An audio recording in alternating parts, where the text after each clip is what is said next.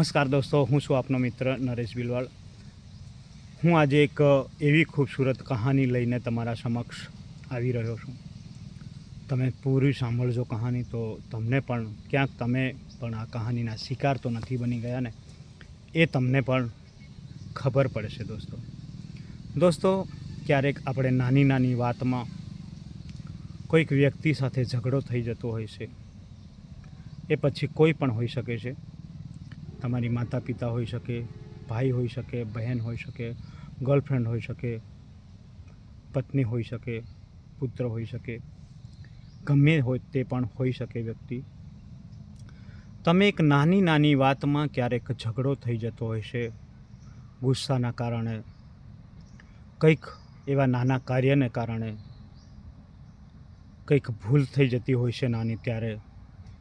તો સાથીઓ, ત્યારે તમે એવું વિચારો છો, ગુસ્સામાં ને ગુસ્સામાં કહી દો છો કે મારે તારી સાથે વાત નથી કરવી, મારે તમારી સાથે કોઈ રિલેશન નથી રાખવું. આવી બધી વાતો આપણાથી થઈ જતી હોય છે એ ગુસ્સાના કારણે. પણ જ્યારે આપણો ગુસ્સો શાંત થઈ જતો હોય છે, ત્યારે આપણે એવો વિચાર કરતા હોય છે, યાર, કે ક્યાંક મારી ભૂલ તો નથી થઈ ગઈ. સામેવાળું વ્યક્તિ પણ આવું જ વિચારતું હોય છે દોસ્તો. એવું નથી કે આપણે જ વિચારીએ છીએ, સામેવાળું પાત્ર જે પણ હોય એ પણ આવું જ વિચારતું હોય છે. ત્યારે દોસ્તો, આપણને ક્યારેક આપણી ભૂલ સમજાઈ જતી હોય છે, પણ આપણે આપણા ઈગોના કારણે, આપણા માન સન્માનના કારણે માફી નથી માંગતા. અને એવું વિચારીએ છીએ કે યાર, એ વ્યક્તિ મને મેસેજ કરશે યા મને કોલ કરશે તો હું એના સાથે વાત કરી લઈશ.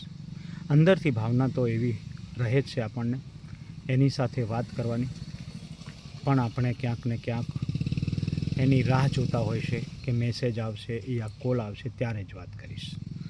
તો દોસ્તો, એવું નથી કે તમે જ એવું વિચારો છો કે તમારા પર મેસેજ આવશે કે કોલ આવશે, પણ કદાચ સામેવાળું વ્યક્તિ પણ આવું જ વિચારતું હશે. એના ઈગોને પણ ઠેસ તો પહોંચ્યું જ છે દોસ્તો.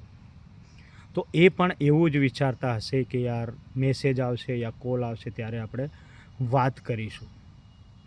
1 દિવસ થયો, 2 દિવસ થયો, એમ કરતાં કરતાં દિવસો તમારા વધતા જાય છે.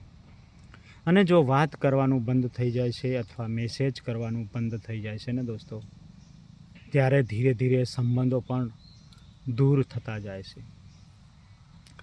ધીરે ધીરે સંબંધો દૂર થતા જાય છે અને પછી તમારા દિમાગમાં, સામેવાળી વ્યક્તિના પણ દિમાગમાં વિચારો ક્યાંક ને ક્યાંક ખરાબ આવતા જાય છે. એમને થતું જાય છે કે યાર, એના જીવનમાં મારું કોઈ મહત્ત્વ નથી. ત્યારે તમને પણ થાય છે કે યાર, એના જીવનમાં મારું કોઈ મહત્ત્વ નથી. તો બંને બાજુથી આવા વિચારો ચાલતા જાય છે દોસ્તો. અને પછી એવું પણ થઈ જાય છે કે તમારા દિમાગમાં એવો વિચાર આવી જાય છે, તમારા મનમાં એવો વિચાર આવી જાય છે કે એને આપણી જરૂર નથી તો આપણને પણ એની જરૂર નથી. આવું મોસ્ટ ઓફલી આવું થતું હોય છે સંબંધોમાં. પછી એવું થાય છે યાર, સામેવાળી વ્યક્તિ પણ સેમ એ જ વિચારે છે જે તમે વિચારો છો એ જ વિચારે છે. હજુ સુધી સમજો એ રાહ જોવે છે કે તમે ફોન કરશો યા તમે મેસેજ કરશો, પણ તમે જે વિચારી રહ્યા છો એ સામેવાળી વ્યક્તિના મનમાં પણ આવા જ વિચારો પછી આવવા લાગે છે. અને ધીરે ધીરે એ જ આપણી નાની ભૂલ, એ જ આપણું નાનું મિસઅન્ડરસ્ટેન્ડિંગ માત્ર ને માત્ર આપણા ઈગોના કારણે, આપણા માન સન્માનના કારણે દૂર થઈ જતું હોય છે. સંબંધો તૂટી જતા હોય છે. પછી ક્યારેય જીવનમાં એમને વિચારો તો ઘણા બધા આવે છે એમના સાથે વાત કરવાના, માફી માંગવાના, પણ પછી એ સમય રહેતો નથી આપણા હાથમાં. એ વ્યક્તિ આપણાથી દૂર થઈ જતું હોય છે. પછી આપણે વિચારીએ છીએ કે યાર, કદાચ હું માફી માંગી લેતો તો, કદાચ હું છોરી બોલી દેતો તો, કદાચ હું સામેથી મેસેજ કરી દેતો તો, કદાચ હું કોલ કરી દેતો તો. આ બધા દોસ્તો બંને બાજુથી, સામેવાળા વ્યક્તિ બાજુથી અને આપણા બાજુથી, બંને બાજુથી આ સવાલો માત્ર સવાલો બનીને રહી જાય છે.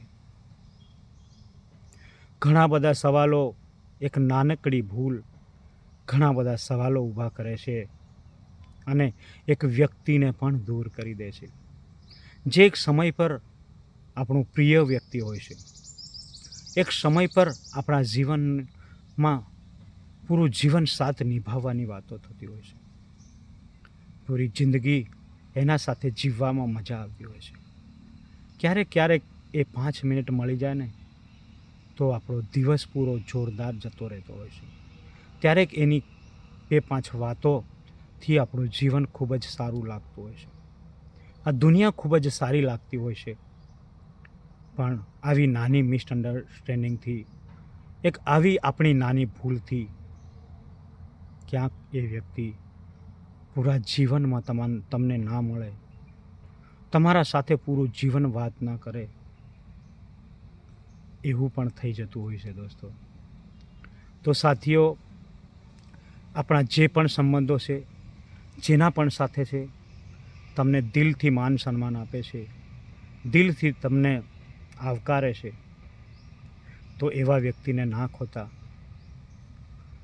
જીવનમાં નાની નાની ભૂલો ક્યારેક ક્યારેક ખૂબ જ મોટી થઈ જતી હોય છે, ખૂબ જ પસ્તાવા જેવી થઈ જતી હોય છે.